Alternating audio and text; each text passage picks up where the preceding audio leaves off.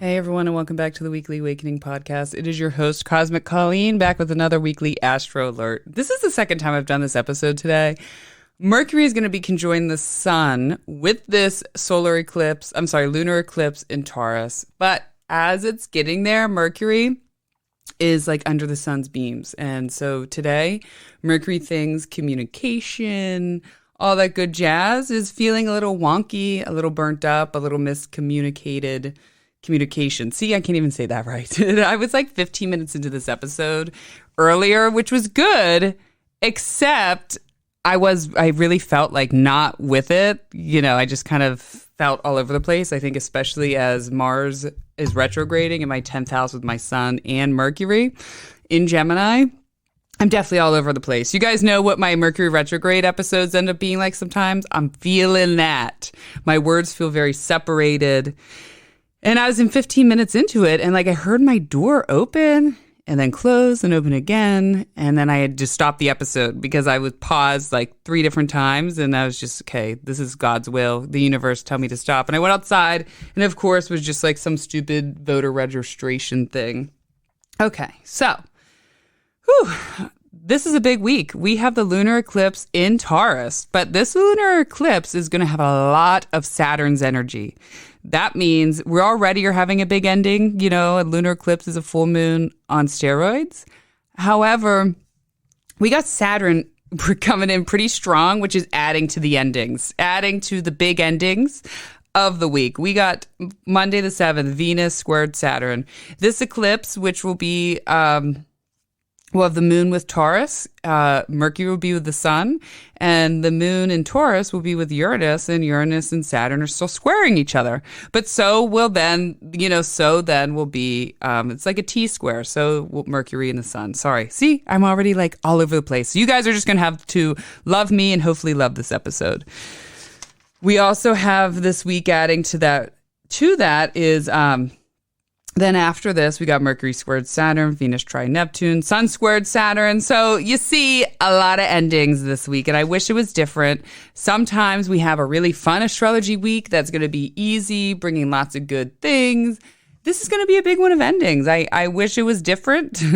However, the change, oftentimes we don't take change or we don't make change happen unless...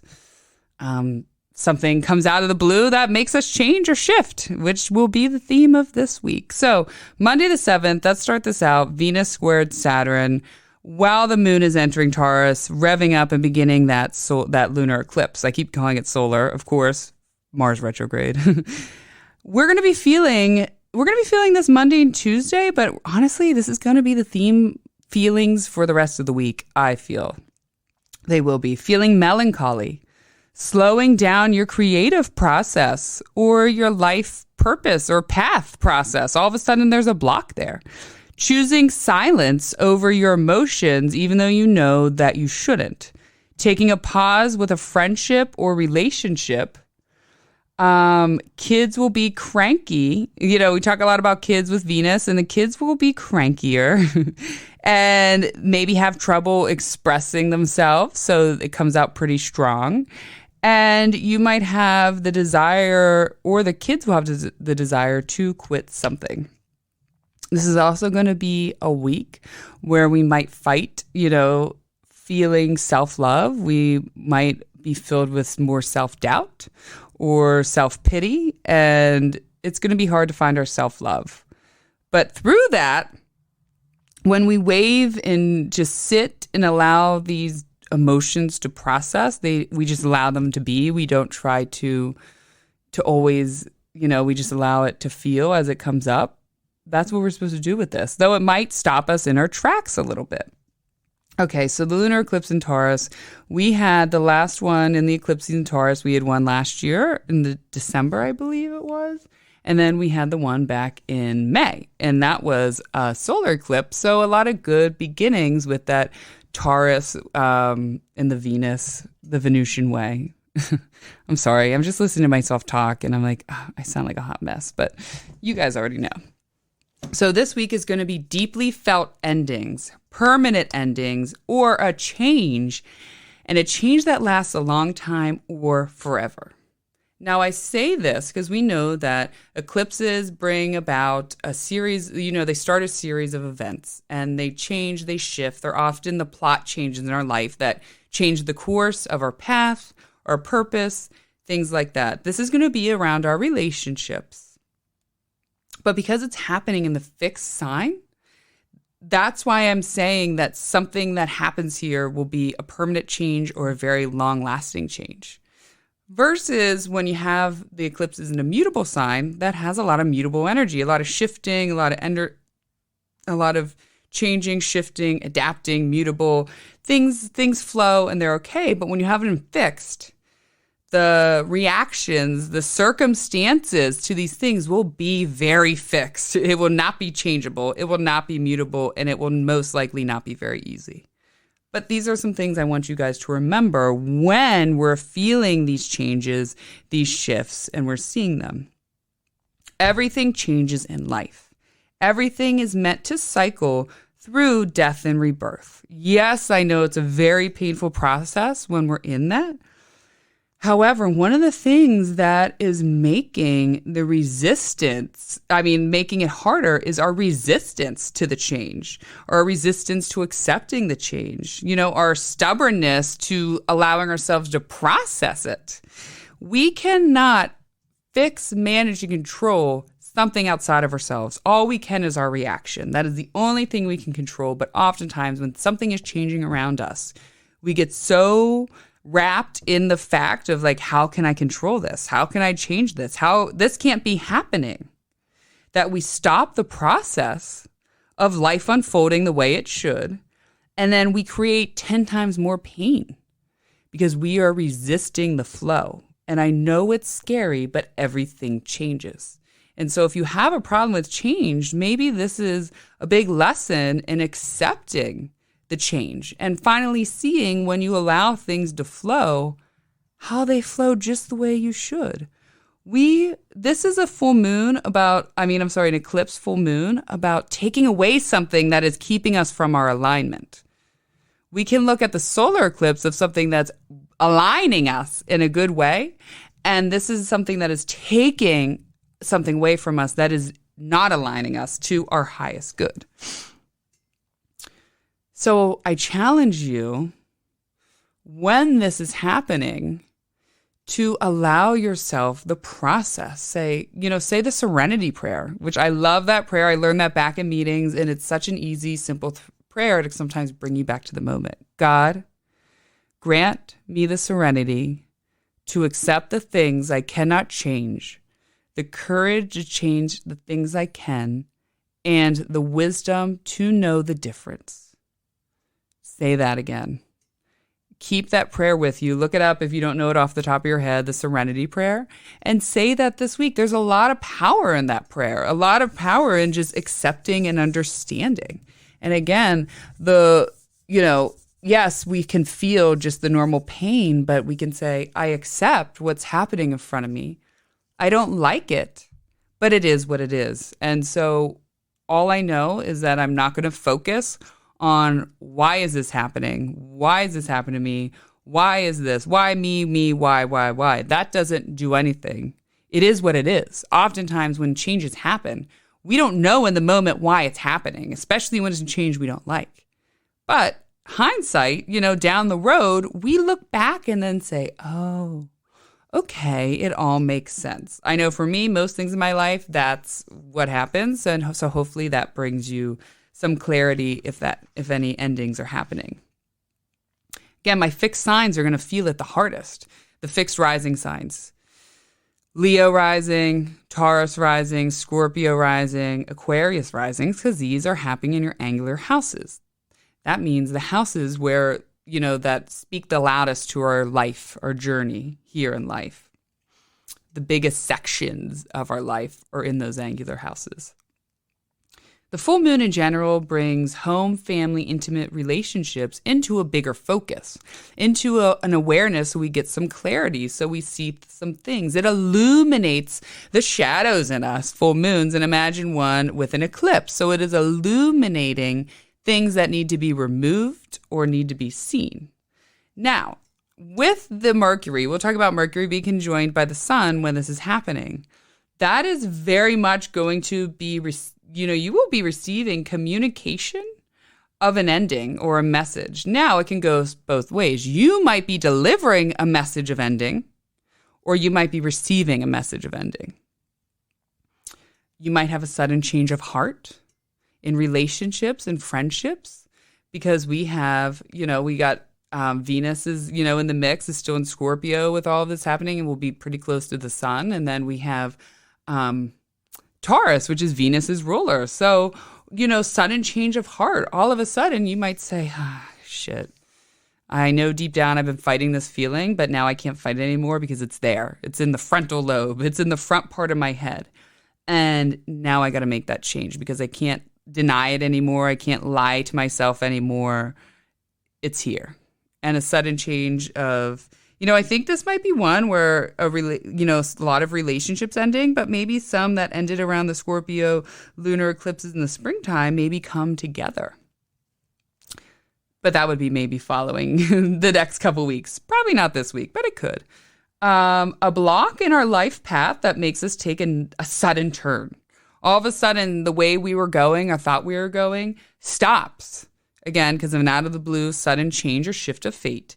And now we have to change that life path. And I know that can feel very scary, again, when something stops and we have to take like an immediate responsibility, which has been this, Saturn is in the mix. Like I said, Saturn and Uranus. Uranus is going to be with the moon. They've been at the square pretty much since the very beginning of 2021. And it's been happening on and off, and they're still within 1 degree of each other. So it's like a fighting of like new feelings versus old feelings, and in a sudden change, something is blocked. And then all of a sudden you need to take a new avenue or a sudden responsibility. Or maybe that's it. You're having sudden responsibility for your actions, especially if it wasn't a great action. This is going to be a hard time regulating your emotions. You might have big sudden emotions, or you're going to go on a sudden block. Like, I'm not feeling anything. I don't want to talk to you. I don't want to see you, and go cold. So it's going to be one or the other. You're going to have trouble trying to make sense. By the end of the weekend, though, you will feel better and you'll be able to make sense of your emotions. But just be prepared for a week of stop and go when it goes to the emotions. Sudden stop and goes. But a big cycle is coming to a close.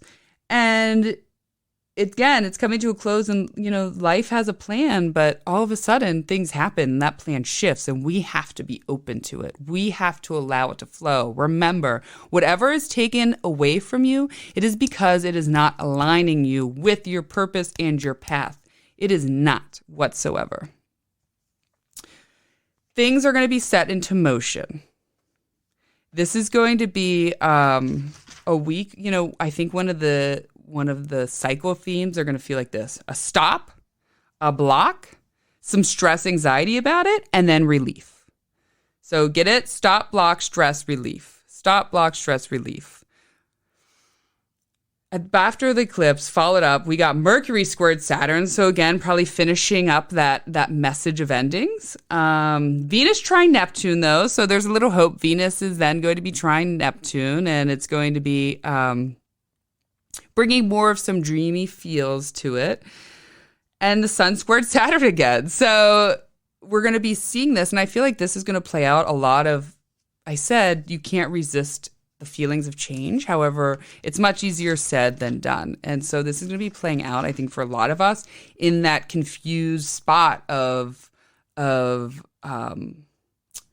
what do I want? What do I not want? Are we talking? We're having communication, and then all of a sudden that communication is blocked, and just these big waves of extreme between like fast change and fast energy and sudden halts.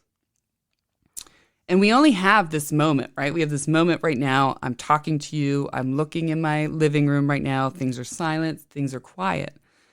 That is all we have. And we have to learn to accept the flow of emotions in that. So I might leave and go out this door and cry and feel sad, or maybe I'll get a call that something has ended and cry and sad. But I have to not let that ruin or change the rest of my day. Obviously, if we're talking about death, I know things like that switches little things up. I got to say that because some people will go to the extreme of the what ifs. Well, what if this? What if this? Okay, yes. But the general themes of life, like we can't let certain things, that hurt us or upset us stop us from living life. So we have to learn to stay in the cycle of feeling and emotion. So let those tears flow and then wipe your eyes and continue what you need to do. And then if an anger moment comes, allow yourself to feel that, process that, heal that in that moment, and then let that flow. So my best advice is to take it each moment at a time. Take one moment at a time this week with these eclipses, with these endings, with these feelings of sorrow, because you're going to be feeling more sorrow and happy. I mean, sorrow then happy, but by the end of the week, the relief will come is what I'm trying to say. I think the relief will be there. But just remember, stop, block, stress, relief. The relief is coming. There is always coming. And think about something that bothered you 3 years ago. Think about your heartbreaks, your things that you weren't sure of. How do you feel now about it? Do you care? Has it changed? Has it shifted? Guarantee you 95% of you, it doesn't even matter anymore. That is the beautiful thing, and that's the light that you need to hold on to if you go through this hard week of change and shift. Okay, I want to jump back into talking about Mars retrograde last week. Our first week of Mars retrograde, I hope people survived. It was like a weird week. It definitely was an undertoned, strong Mars energy, but a slowed down Mars energy. And this was happening in my 10th house, in my career house, but also public image and going throughout your day. And it was square my first house moon. And it's also conjoined my sun and Mercury. So this week, I can't tell you how much shit I dropped, spilt, broke on my way to work and while in work. You should have called me like Edward Scissorhands, and not in the good way. I was given some good haircuts, but meaning trying to hold things and pick things up. The worst day was on Wednesday. I got this giant green smoothie from Smoothie King. I love their smoothies, the vegan pineapple spinach. It's really good. Definitely go get it. And I was driving, and I guess I picked it up, which I hate when I do this, like down, not from the side, but down, up. And the entire thing, I guess I just squeezed it or wasn't on, and my fucking green smoothie went all over the place. And I had no chance to clean it up because I was, of course, late going to work. Then I got to work, and people even literally, my coworkers are like, what is going on with you, Colleen? Within 10 minutes, I put my giant drink of ice water on something. The whole thing crashed coming down the salon. Then 10 minutes after that, I got on my foils to do a foil, and literally 100 foils went flying all over the ground of the salon, I've been doing hair for 15 years. I have never done that. I've had a few toss off, but literally I put them, they fell on my little tray and went everywhere. I had a couple clients who all broke something, not all, but they sprained. I want to say 8 to 10 clients came in this week with sprains, breaks, something is torn, just some sort of, what's the word I'm looking for? I'm saying not malicious, but things just weren't good. Things were not good. Their bodies were, but it's happening in Gemini. So none of it was permanent. None of them needed surgery, but everything had these small injuries. And Mars, unfortunately, especially if it is around your moon, your sun, certain working things, it's in your first house, can definitely bring some pain and actual physical pain, meaning you might break something, you might tear something, just like I said this week, because it's the god of severing, of ending, of a sudden break, a sudden tear. So yeah, a few people came in like that. It was a good but weird week. Again, slowed down. Even I had some people really, and I think I said about it last week, it's an activator. It's a shadow activator. I know some people were starting to see their darker shadows. I had about 3 clients that were just like, I don't feel good. I don't feel happy. And I feel like ripping someone's head off. And I said, well, that's just the process right now. Don't rip anyone's head off, but this too shall pass. And sometimes people ask me, well, what is the point of what do you even, of knowing this? Well, sometimes just the awareness alone makes it better. We understand that we're not alone, we're not going crazy, and when we have the awareness of the planets, we also have the awareness that nothing lasts forever and everything is cycle. So I know for me, that's like the number one thing that gets me going. But also, if I know the planets are a certain way, I won't engage with certain things. I've gotten to that now that I've been studying it for many years now. And every time I've gone out or done something, I was like, oh shit, I knew I shouldn't have done that. So now let's say if there's certain transits that I'm more argumentative and I know I'm with someone that's more argumentative, I won't argue. I'll stop the argument. I'll say, you know what, it's not worth it. I already know that this is going to escalate and get way out of hand because of what's happening in the planet, so I won't engage. So things like that are why it is important to know and understand the cycle of these planets. And also, once you know that, I don't know about you or other astrologers or just people studying it, it makes, again, the current things happening in our life so much easier because we know the planets shift and our life shifts. And the planets shift again and our life shifts again. And the pendulum always swings back and forth between good and bad, but most of the time it's in the middle. Hopefully. That's where we like it to be. In the middle. All right. That's the end of this episode.